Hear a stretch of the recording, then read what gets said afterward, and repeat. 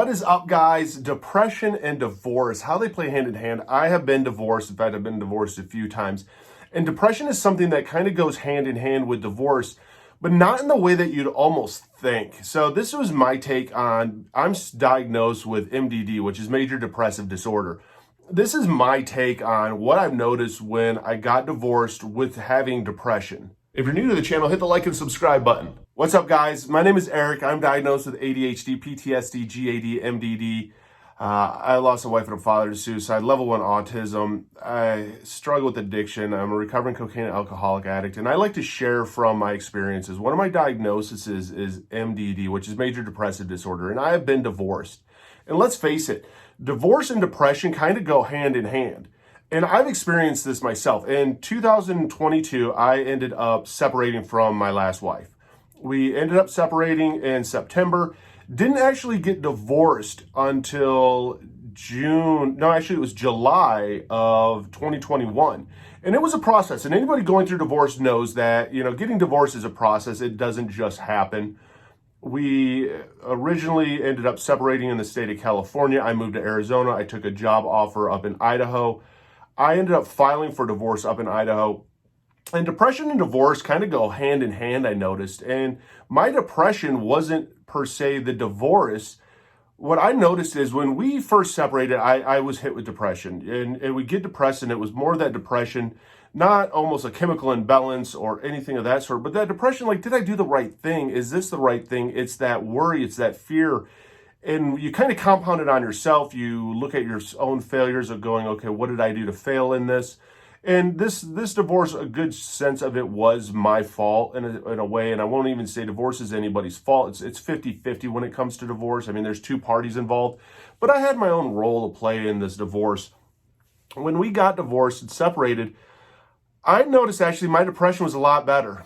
Because I think a lot of us stay in marriages and we stay in a almost state of depression because we want a marriage to work. There's so much on how things are supposed to be and how life is supposed to be and this marriage is supposed to be. And we sacrifice so much of our own happiness and our own life to make something work, and it's not necessarily ensured and guaranteed that it's going to work out. I was depressed at first when we started this divorce in September. I was extremely depressed. I was like, okay, what am I going to do? I'm 40 years old. I'm getting divorced again. I'm probably not going to have any kids for sure now. I'm really starting over my life. And that's more of what the depression was that hit. But also a lot of excitement hit because it was like, hey, I'm free. I get to live my own life now. And nothing against my ex-wife by any means. She's a wonderful person. I have no hatred towards her. But it didn't work. And when you stop forcing something to work, it's amazing what happens to your depression and even your anxiety. Like, it was like a blanket was lifted off of me, and it was like, hey, this is now my life again. I get to control what happens. I get to go do what I want to do, what's best for me, or what I feel at least is best for me. And we put ourselves in these situations, and I think it's almost like we sacrifice ourselves because we want others to think good of us instead of doing what's right for us or doing what we feel inside. I got really lucky. I didn't have any kids. And I know people that have went through divorces, and depression with kids hits in a different aspect because you don't want to fail as a parent. You don't want to fail as a mom. You don't want to fail as a dad. There's a lot of manipulation that can be involved in it. And it's almost like a different level of depression. But with me, when I ended up getting depressed, it was almost a relief. It was like my life is back. I can kind of do now what I wanted to do. And I put together a bucket list for life, essentially, of like, okay, one of the things I've always learned with my depression is if I sit still, my depression gets worse. If I get trapped in here, my depression gets worse. But if I stay active and I'm accomplishing stuff and I'm seeing changes in life happen, my depression lessens up and I get filled with a lot more life, a lot more energy, a lot more excitement. So I ended up putting together a bucket list of, okay, my goal was to fight off this depression and to grow as a human being. I'm going to do 3 little adventures a week, whether it was taking a walk, whether it was discovering someplace new, whether it was going to the gym, whether it was whatever I wanted to try. I mean, I got back into archery. I got into a lot of hiking. I found some hikes that I really liked and some hikes that I really didn't like. And I started finding out, what do I like as a person? Because my depression, a lot of it got so involved in my head of like, what do I want out of life? Like, I'm 40 years old. Like, life is starting, like, I'm midway there. I'm midlife now. Like, I gotta find out what I want. And it is scary. And fear can cause that depression. But it was a lot of just depression, almost in the state of just what my life was and what I wanted my life to be. And it's okay to have those feelings. It's okay to talk. I mean, if you're struggling, you're going through divorce, I mean, you can go to different therapists. I've been in therapy before for a divorce, but I've also, this time through, took it a little bit differently of going, okay, this is a rebirth in my life and I get to do what I want to do. I mean, I stayed in a marriage too long and we forced it to work too long, when for the betterment of us both, we should have ended it a lot sooner, but we didn't, because it was comfort, because it was something that we were used to, because it was how it was supposed to be. We didn't want to feel like failures. And in return, it just stole time and life from us. Like, my depression got so much easier. I stopped taking Xanax actually after I got divorced. And I started picking up very healthy habits. I'd already quit smoking and drinking during my marriage, but I ended up quitting smoking. And I ended up now going to the gym every day. I ended up losing weight. I ended up getting in really good shape. I ended up making friends. I ended up having a life. And that's one of the amazing things is, man, when you are active and you have a life and you have things to do, and if you want downtime, you can have downtime. If you want to go out with friends, you can go out with friends, and you've created this life. It's amazing what happens. And don't let life slip away. I mean, that's one of the things I've noticed that my depression really dwelled on a lot, was I felt like life was slipping away.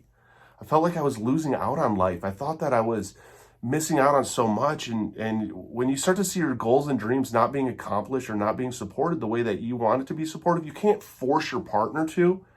So you take it on of like, what's wrong with me? And you almost play that martyr role. And I see some of these marriages out there, and I see some of these people out here, and I'm like, man, you're not happy. Why are you forcing it? Like, that depression you're going through, that anxiety you're going through, you're forcing it. Go be yourself and go be happy. Because a relationship doesn't mean that you're happy. A marriage doesn't mean that you're happy. It's work. And if you have the right partner, it does work well. But if you don't have the right partner and you force it, yeah, you're going to be depressed. Yeah, you're going to have anxiety. Yeah, you're going to fight through a lot of this stuff. But it's almost that self-inflicted pain and that self-inflicted wounds. And then you look at other people and you're like, you get onto social media, that'll only make you more depressed. I mean, one of the things I did is I took a break from social media. That really helped out my mindset, because then you see all these happy couples, and so many of them are happy online, but how many of them are truly happy in life? I've learned that the happiest couples aren't online. Unless it's their business, they're not online. If they have a business that revolves around it, that makes sense. That's what they're doing. That's their hustle. Great. But these couples that have these normal 9-to-5 jobs and stuff, you don't see them posting a lot on Facebook. You don't see them posting a lot on Instagram, because they don't need to broadcast it to the world. It's almost like the ones that are struggling the most broadcast it the most, because they know in their heart that their marriage isn't working. They're depressed. They have anxiety. They just trauma. It's toxic. And it's bringing them down to a low level. And they see all these other happy couples, and it's almost like they have to compete with it. You don't have to compete. It is a struggle, though. But you know what? Know that you're worth it. I mean, one of the things is we're sponsored by Unicorn Landing, unicornlanding.net. It's a swinger lifestyle. I mean, try different things in life. Who knows? It's a women empowerment site for bisexual women and couples, for the women to connect and to cut the men out of it. Unicornlanding.net is soon going to be a mobile app out there. So check it out. Get there, check it out. It's amazing. And it's amazing the empowerment that it makes. But also get with a therapist, get with friends, get with other people to reinforce that this depression that you're going through is your battle, your journey, and what you're going through will get better. And don't forget that. Reach out for help. Reach out to your parents. Talk to your parents.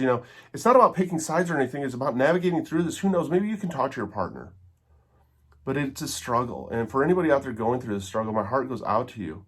I mean, hit the like and subscribe button. I'm not a doctor. I'm not a therapist or any of that, but I like to share from examples. And I can say this, a lot of my depression went away when I got divorced and I got myself into the right area of life. And I started living for me and not living for somebody else. And it wasn't working. And just calling it what it is, it's not working. Amazing what ends up happening. Believe in yourself. Believe in what you want, because this that you're going through, it gets better. And believe me, you're worth it.